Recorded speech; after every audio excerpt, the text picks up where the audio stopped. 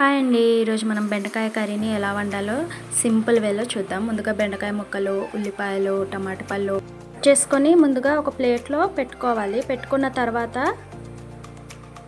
మనం కళాయి పెట్టుకొని ఆయిల్ వేసుకొని అందులో పోపులు చిటపటలాడిన తర్వాత దాంట్లో మనం కట్ చేసుకున్న ఉల్లిపాయ ముక్కల్ని వేసుకోవాలి.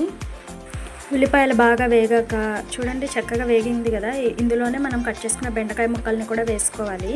వేసుకొని చక్కగా దాన్ని కలిపి దాన్ని జిగురుపోయేంత వరకు కూడా కలుపుకోవాలి. బాగా జిగురు ఉంటుంది కదండి బెండకాయ, అది పోయేంత వరకు కూడా కలుపుకోవాలి. కలిపి దాంట్లోని మూత పెట్టుకోవాలి.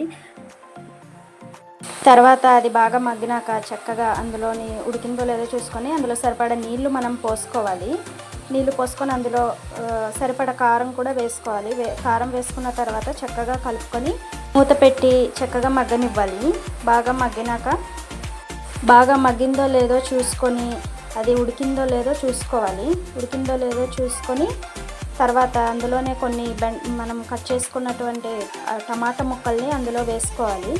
ముక్కలు వేసుకున్న తర్వాత ఉప్పు కూడా అందులో మనకు సరిపడా ఉప్పుని మనం వేసుకొని చక్కగా కలుపుకోవాలి.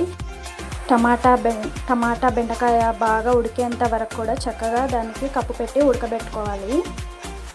ఉడికిన తర్వాత దాన్ని సర్వ్ చేసుకోవడమేనండి. మీకు వీడియో కనుక నచ్చితే లైక్ చేయండి, షేర్ చేయండి, సబ్స్క్రైబ్ చేయండి. Thank you.